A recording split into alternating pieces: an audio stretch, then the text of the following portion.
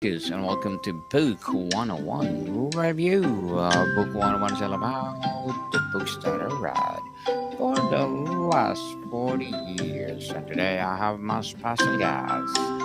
She is a transformative healer, no other than Miss Mridula Agarwal. Thank you, Daniel. Thank you for having me here. I am Miss Mridula Agarwal, founder of I Awake and creator of the Soul Rebirth process. I've created a powerful system that blends ancient energy healing with neuroscience and subconscious rewiring. And after experiencing a personal collapse, which in 2018 it costed me like 1.5 crore rupees down the drain, where I had to shut down my previous business. My son was almost on a borderline autism. I had chronic illnesses, and the marriage obviously, which took a strain because of all of this. I rebuilt my life piece by piece by getting deeper and deeper into healing modalities, subconscious wirings, past life, and many variety of modalities that now I have combined, and I help people get over or turn around their life from impossible situations in 24 hours. Miss Mridula Agarwal, thank you so much for sharing your knowledge and wisdom to the Thank you very world. much. And today, let's talk about one of your favorite and for sure influence your journey. Tell us, what is the title of the book? So there is a book which I came across while myself undergoing an intensive healing, The Songs of Trees by David George Haskell. And I definitely owe this author my life in gratitude many times over, because it was only after I went through this book myself that somehow deeply a lot of things shifted within me. So, to give you a little bit of context, Daniel, all of us go through these phases in life where we are re-evaluating who we are. What do we want to do in our life? What kind of people do we have? Do we want to keep them, or do we want to get away from them? And at the same point of time, we are also looking at possibilities. We are tackling our own fears, whether if we step out of the ecosystem that we are currently in, then is there a guarantee that tomorrow my future will be better? Will I be able to encounter or create a different life than what I have right now here? This is the juncture at which I met this book, Songs of Trees. And don't let the title fool you, anyways, by thinking that this is some ecology or biology book. It is. But it is much, much, much more than that. Much, much more than that for sure. So, how did the book's concept of trees as living networks change your understanding of ecosystems? So, the metaphor, all of us, we are in our head, we are visualizing, we are having a lot of vivid metaphors. Like some people, they see a red balloon being popped out and they feel that my life is going to go kaput. And some people, they feel I am coming out of a tunnel, a dark tunnel, and then they feel, okay, I feel certain that I will be out of my troubles. Like that way, everyone is getting a lot of divine interventions into their life in the form of signs and symbols. Some of us can consciously understand it, some of us may not even relate to it at all. But the fact is, every one of us is getting divine help one way or another through these symbols and signs. And when this particular book, I met this book, how? Because I was having this metaphor in my head that, metaphorically, all of us are like trees. I saw myself standing like a tree, and around me there were a lot of trees which were covering my space, not allowing me to grow. This was the metaphor which I was receiving and which was making me extremely uncomfortable in my body. That, I need to push these trees aside so that I can breathe and I can grow. This was the metaphor I was getting, and I somehow kept on having this thought. I need to learn more about trees. I don't know how trees manage in such a compact, dense forest. How do trees manage to grow? How do they form networks? How do they ensure that all of them who are thriving in such a difficult conditions, how exactly do they work out their things? This was the inspiration, and this was the frame I was mentally in divinely that I met this book. And when I went through this book, the author, he is so spiritual in my experience by reading this book was he took me into the journey of Amazon forest through the words that he has. The songs of trees basically means that every vibration, every sound, every ecological thrum that any entity is having is basically telling us the innate stories. It's like if you hear someone's sound, it's like you put a stethoscope to their heart and they listen and you listen to the story that the heartbeat is telling you. And in only that moment, you know the person's life song, what kind of life they have had, what kind of stories they have created, what kind of stories they have lived and left behind. And in those stories lies the wisdom and the evolution mastery all of these entities have created. Now, we all of us we feel that we have been traumatized, we should just run away, be independent, we should stand learn to stand tall on our own feet, or maybe something which makes us feel safe and secure. This whole concept that the humanity lives by is very quietly upturned in this book. This book talks exactly the opposite, and I would like to read you a little bit of excerpt from this book. Go And I ahead, quote, miss. yeah. We are all trees, humans, insects, birds, bacteria, pluralities. Life is embodied network. These living networks are not places of omnibenevolent oneness. Instead, they are where ecological and evolutionary tensions between cooperation and conflict are negotiated and resolved. These struggles often result not in the evolution of the stronger, more disconnected self, but in the dissolution of the self into the relationship. Because life is a network, there is no nature or environment separate and apart from humans. We are part of the community of life composed of relationships with others. So, the human or nature duality that lives near the heart of many philosophies is, from a biological perspective, illusory. We cannot step outside life's song. This music made us, it is our nature.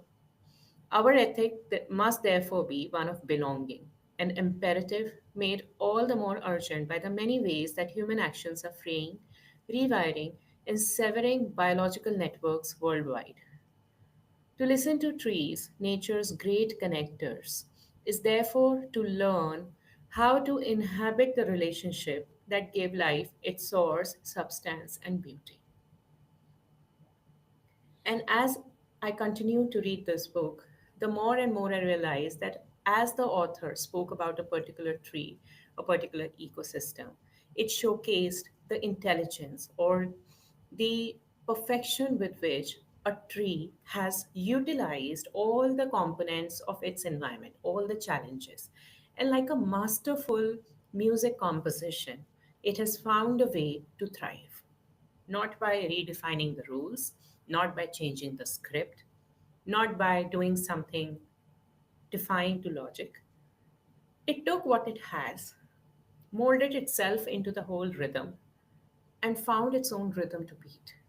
This is the songs of trees, the way they have managed to accommodate into everything. So, how does the Song of Trees blend science and storytelling to make complex ecological concept accessible? It does it in the way like this particular book by this particular author is more of an auditory syllable. Like, for example, the way he writes about the Amazonian um, rain, like to give you a vague recollection of what I have. He said that this particular Amazonian rain, it has a bigger drop because Amazonian rain is not mixed with the pollens, with the dust. It is pretty different because it is humid. So the drop size is very big. So the sound of this particular drop comes in syllables, like a drum beat, and not like a pour. And in this particular way, the author has managed to explain much more about the rain, the way everything interacts with the rain. And whether you believe it or not, but as you learn, as you read through the book, you somehow, this kind of language, it shifts you into a deeper trance. You get inside an Amazonian forest. And as you start listening to the rain through the words of the author, you also start listening to the words and emotions of people around you. And you can start feeling that how the air feels and sounds different with people who you really want to be with, or places which are difficult to be with. As the author takes you through the journey of an Amazonian forest, and then he starts talking about all the animals which takes the shelter inside the forest trees, and how the trees are life source by themselves, you start actually thinking about your role in your own ecosystem, who all are silently sheltering under your care, people who you have taken for granted. And how, with those kind of relationships which you have from your people, how you are thriving and supporting a whole ecosystem. So, your own perspective of who you are and what is your importance in your own ecosystem, that expands. And author is able to do it very effortlessly without being preachy, without being scientific, without being overtly verbose. Piece by piece and minute by minute, you can get deeper and deeper inside a forest. And then you start understanding things which otherwise would have been completely lost on you. What challenges does the book highlight in preserving trees and their ecosystems in the face of modern development? The book continuously talk about how human nature has learned to compartmentalize ourselves and nature like two different beings. It is only when we realize we are nature, we are trees, we also have same parallel lives as trees. Only then we can understand and resolve the conflict of climate. And this starts from the very first chapter of the book itself, the Amazonian forest, which also holds the large reserves of biofuel, which constantly is getting trimmed for the want of the fuel. And no matter how much the government tries to push for it, it cannot understand what Amazonian tribe people has to say. And Amazonian tribe people who have deep connection to the forest and who do not see themselves as separate from the forest. The whatever they communicate, the government does not understand. The general masses cannot understand. If you wish anyone wishes to solve the nature crisis, we have to re-remember that we are nature ourselves. And what was the most surprising insight you gained about trees' relationships with the other species like fungi or animals? Fungi or animals. So I learned something that I never knew before, that when you talk about a tree, there is a mother tree, and then Yes. there are baby trees, which are the saplings of the same tree. So let's say the tree has borne a lot of fruits, and the fruits have formed certain more trees around side. So that becomes one tree family. Now, every tree holds memories in the form of, you've seen that movie Avatar, the same way. Yes. Yes. It holds memories. And when a tree falls, the all the trees, the mother tree and all the family trees, they are all connected as one entity in the roots. They do not have a separate root system. Like they have a separate root system, but they are connected. And every time one tree dies or falls, the rest of the tree family members, they release fungus from the root system to keep that plant, to keep that tree alive by supplying the nutrition. So, though on the outside you may feel that the tree is not producing green leaves or it is not having showing any greenery, but Undercurrent, below the surface, other family members of the tree are actually releasing nutrition through the fungus. So fungus is part of the messenger. It is carrying that kind of function for the trees. And everything, all the wisdom that this dead, supposedly dead tree has, they are able to constantly attach itself to that kind of memory base and learn about weather cycles, to learn about the lurking dangers, to they can continuously consult each other for what kind of new defense mechanisms they need to create. That was very, very awe inspiring for me because I never saw trees like that. Interesting indeed. And can you describe how the book's exploration of urban trees like this in Manhattan contrasts with the focus on wild forests?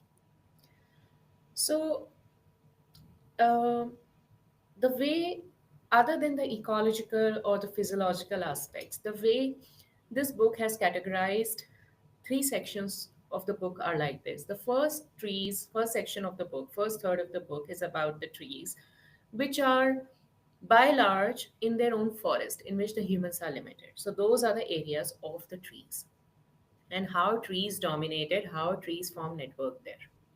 The second part of the book is more to do with trees who have already lived and are fossilized, for example, charcoal or coal. Third part of the book is basically for trees which are inside the human territory, the civilization in which nature is constantly in the minority and almost on the vanishing end. But when the author has spoken about those category of trees which are inside a Manhattan city, he makes 2 points. One, he says that not every human has had a privileged relationship with trees. And second, not every tree in the Manhattan wants to have a privileged relationship with the human. It's like they're two different set of creatures. So though the tree is silently contributing to the human world, it does not necessarily gets acknowledged for what it is bringing on the table, like it's taken for the granted. And Interesting.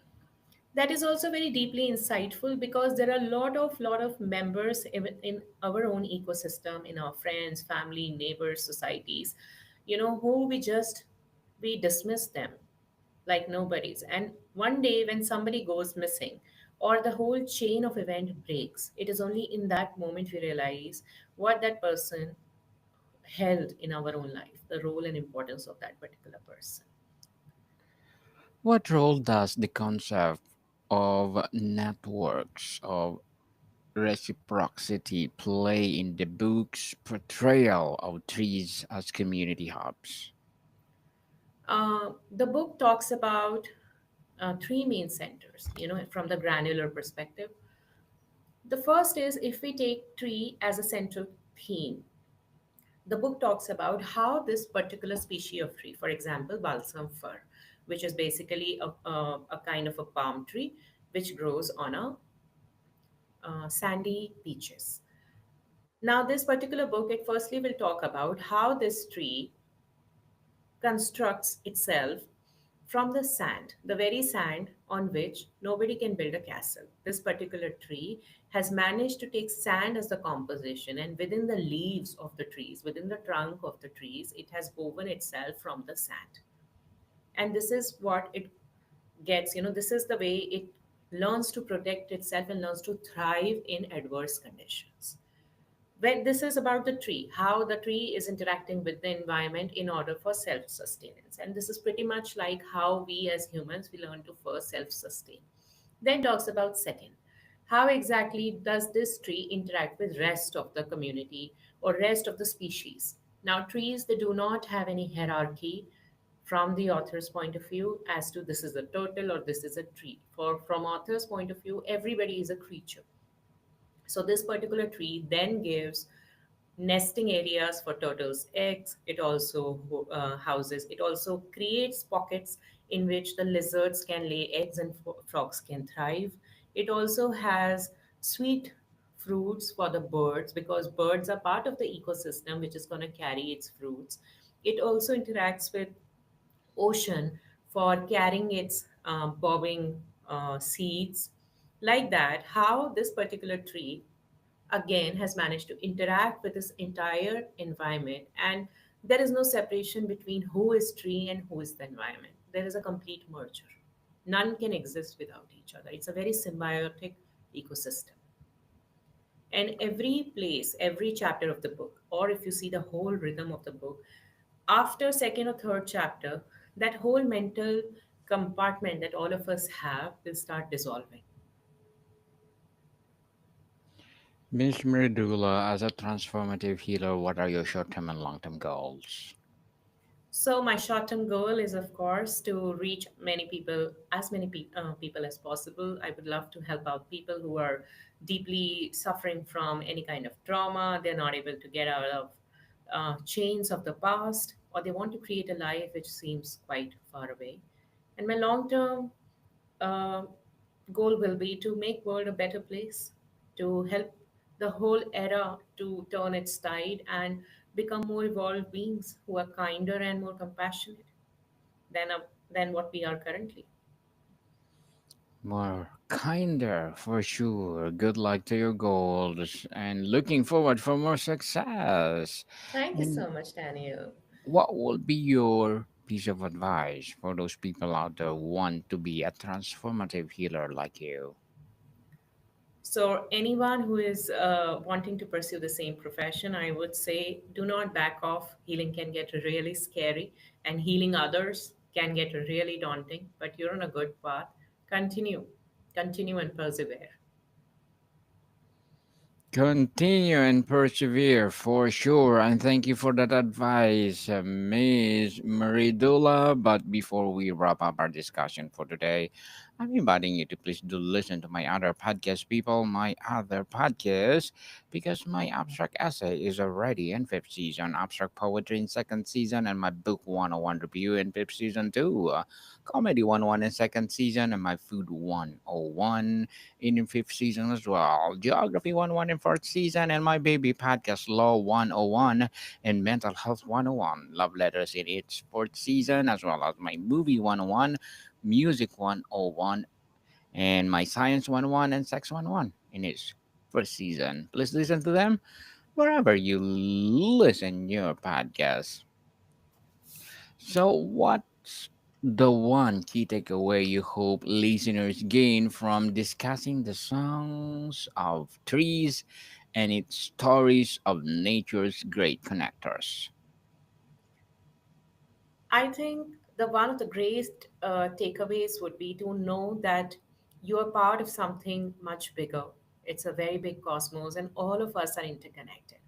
And even if you're able to create a small change within your own thought process, it's going to ripple around everyone and everything. It's a whole ripple effect. So leverage that. Don't be scared of it. Leverage it. Miss Mridula Agarwal, thank you so much for sharing your knowledge and wisdom Thank you, Daniel. to the world. So, can you please invite our listeners to support your advocacy, your business, or whatever projects that you're doing right now? Miss Meridula, where do people reach you?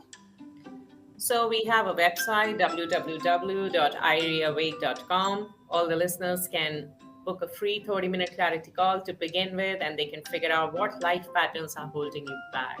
What does life try to teach you, which you are not able to learn, and those patterns keep repeating. And maybe you're ready to begin your own journey from there.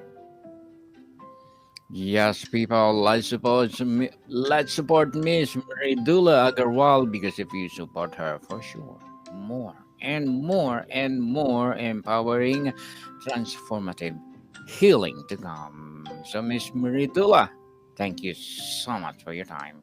Thank you, Daniel, for having me. All the best to you. More to come, people. See you See soon. you.